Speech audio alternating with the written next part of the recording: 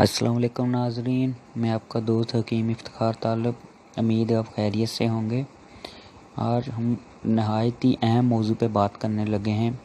آج کا ہمارا موضوع ہے ذکاوت حس، اس کی وجوہات اور اس کا علاج کیا ہے۔ یہ تقریباً ہمارے 80% نوجوانوں میں یہ مسئلہ ہے۔ آج میں آپ کو اس موضوع کے متعلق بتاؤں گا، اس کی علامات بھی بتاؤں گا اور اس کا علاج بھی بتاؤں گا۔ لیکن اس سے پہلے آپ میرا یہ چینل لازمی سبسکرائب کر لیں اور ویڈیو پسند آئے تو اس کو شیئر بھی لازمی کریں، اور مزید معلومات کے لیے نیچے دیے گئے نمبر پہ رابطہ کریں تاکہ آپ کی بہترین رہنمائی کی جائے۔ چلیں اب چلتے ہیں اصل موضوع کی طرف۔ آج کل نوجوانوں کی اکثریت ذکاوت حس کا شکار نظر آتی ہے۔ دوستو یاد رکھیں، ہر چیز کا نقطہ آغاز اور انجام ہوتا ہے۔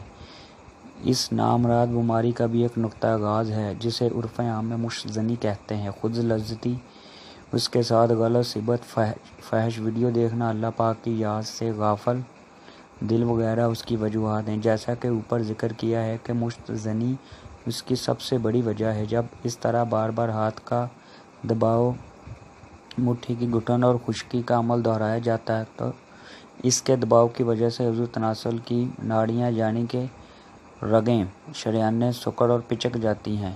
ساتھ ہی بار بار ہاتھ کی رگڑ لگنے سے عضو کی شریانیں آہستہ آہستہ حساس ہو جاتی ہیں۔ جب یہ عمل ناسمجھی کی وجہ سے دن میں کئی بار دہرایا جاتا ہے تو پھر تربیت ہر وقت اس عمل کو دہرانے میں سرگرم رہتی ہے۔ رفتہ رفتہ نوبت یہاں تک پہنچ جاتی ہے کہ ذرا سی رگڑ لگنے سے بھی طبیعت اس عمل کی تکمیل کے لیے مچل جاتی ہے، اور اس کو یہاں پر نہ روکا جائے تو مزید مرض بگڑ جاتا ہے جس کا علاج بہت مشکل ہو جاتا ہے۔ لیکن شکر ہے اللہ کا کہ ہمارے پاس اس کا علاج موجود ہے اور مکمل علاج ہے۔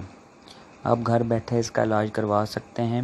اس کے لیے جسٹ آپ کو آرڈر کرنا پڑے گا۔ ہمارے دیے گئے نمبر پہ آپ آرڈر دے سکتے ہیں۔ ہم نے اکسیر ذکاوت حس کے نام سے دوائی بنائی ہے، اس سے انشاءاللہ تعالیٰ یہ آپ کا مسئلہ بالکل ٹھیک ہو جائے گا۔ آپ پورے اعتماد کے ساتھ رابطہ کر سکتے ہیں اور مکمل رازداری سے آپ کو دوائی ملے گی۔ اللہ تعالیٰ آپ کو صحت و تندرستی دے۔ دعا میں یاد رکھیے گا، ہمارا پیج لازماً لائک کیجیے گا۔ اللہ حافظ۔ مزید